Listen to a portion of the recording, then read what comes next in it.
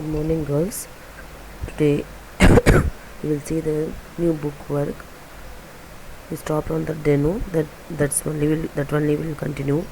Sorry, my voice is not proper. I have ரொம்ப gold ஆகிட்டு இருக்குமா. Please adjust. To find the resultant of two parallel forces acting on a rigid body. இதுதான் book work நீங்கள் find பண்ணணும். Find the resultant of two parallel forces acting on a rigid body. இது வந்து கேஸாக பார்க்க case 1 case 2 case இந்த மாதிரி பார்க்குறோமா. First case 1 பாருங்கள். Let F1 vector and F2 vector be two like parallel forces acting at A1 and A2. இருக்கு பாருங்கம்மா, டயக்ராமில் பாருங்கள். Let F1 vector and F2 vector be the F1 vector and F2 vector be two like parallel forces acting at A1 and A2. Let I cap be the unit vector along this direction. So உங்களுக்கு என்ன வரும், I cap வந்து இந்த unit வெக்டர்லாம் எடுத்துக்கிட்டிங்கன்னா அது என்னவாகும், A1 B1 vector equal to F1 vector I cap plus F2 A2 B2 equal to F2 vector I capும் போடலாம், I capே போடுங்க. Let E cap be the unit vectors along A1 and A2. E cap வந்து A1 A2க்கு நீங்கள் எடுக்கிறீங்க unit vector ஆகும். So introduce the force. Introduce the force Pi cap and minus Pe cap. Pe cap and minus P cap such that A2 D2 equal to Pe cap and A1 D1 equal to minus Pe cap. இதில் டயக்ராமில் பாருங்கம்மா, இங்கே புரியும். introduce the force. ஒரு force நியூவாக introduce பண்ணுறீங்க. என்னென்னா P cap and minus P cap எங்கே இருக்குன்னா A2 D2 cap A2 D2 vector equal to Pe cap and A1 D1 vector equal to minus Pe cap. Since these forces balance to each other, the system is unaffected. இந்த force balance ஆதனால அந்த system வந்து unaffect ஆகிடும். So எதுக்குமே என்னமா எந்த ஃபோர்ஸும் balance பண்ணால் அந்த system வந்து எஃபெக்ட் ஆகுமா, ஆகாது. ஸோ அந்த D1 D2 வந்து புதிய ஃபோர்ஸ் ஆட் பண்ணிங்க, அது பேலன்ஸ் பண்ணிச்சா அது வந்து அன்எஃபெக்ட் ஆகிடும். Complete the parallelogram A1 B1 C1 D1 and A2 B2 C2 D2. The resultant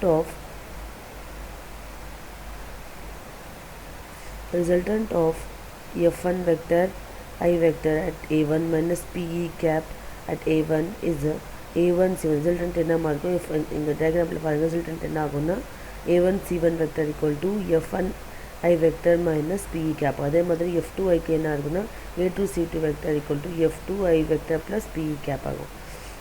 ஏன்னா நீங்கள் வந்து A1க்கு உங்களுக்கு மைனஸ் Pe கேப்னு எடுத்துக்கிறீங்க. So F1 I vector minus Pe cap, அதே மாதிரி F2 I vector plus Pe cap ஆகும். The resultant meets at 0. So the resultant of the two F1 I vector minus Pe cap plus F2 I vector plus Pe cap equal to F1 plus F2 காமனாக வெளியே எடுத்துகிட்டு I cap காமனாக எடுத்துட்டோம்னா you will get F1 plus F2. அதே மாதிரி minus P கேப்பும் plus P கேப்பும் cancel ஆகும். So F1 I vector plus F2 I vector சொல்லி எடுக்கிறீங்க. Next resultant is perpendicular. இந்த ரிசல்ட் வந்து பர்பேண்டிகுலர் இருக்குது. எதுக்குன்னா F1 and F2க்கு ரெண்டுக்குமே பர்பேண்டிகுலராக இருக்குது. So the resultant meets A1 and A2 at C.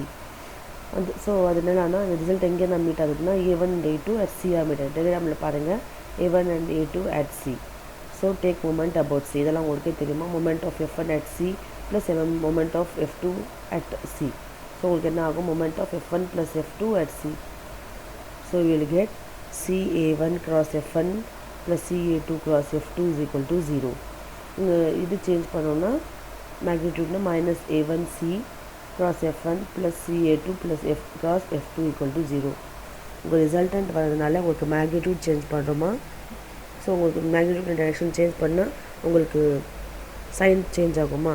So உங்களுக்கு இந்த சைன் சேஞ்ச் ஆகிறதுனால minus A1 C vector cross F1 plus CA2 cross F2 is equal to 0. இங்கே E cap unit vector add பண்ணலாமா. So நீங்கள் unit vector add பண்ணுறீங்க. minus A1 C vector F1 vector plus CA2 F2 vector equal to 0. இது உங்களுக்கே புரியும் இந்த sentence இந்த ஸ்டெப்ஸ்லாம் உங்களுக்கே புரியும் இல்லாமல் a1c vector by a2c vector equal to f2 by f1. சொல்லி வரும். The resultant of two like parallel forces f1 at a1 and f2 at a2 is another parallel forces.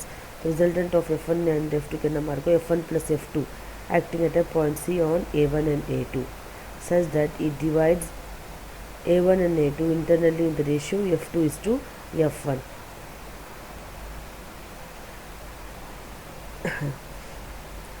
Next case 2 பாருங்க. Similarly we can prove the result for two unlike parallel க்கு எப்படி பண்ணீங்களோ அதே மாதிரி unlike parallel forces கூட நீங்க பண்ணலாம். Unlike parallel forces f1 at a1 and f2 at a2. So f1 is greater than f2 is another parallel forces. So உங்களுக்கு now f1 vector minus f2 னு வருங்க. So ஏனா f1 is greater than f2 at point C on a1 and a2 such that it divides a1 and a2 externally in the ratio f2 is to f1 வரும். That's all ma. Diagram பார்த்து போட்டு பாருங்க கண்டிப்பா புரியும். Next பாருங்க find the resultant of many parallel forces.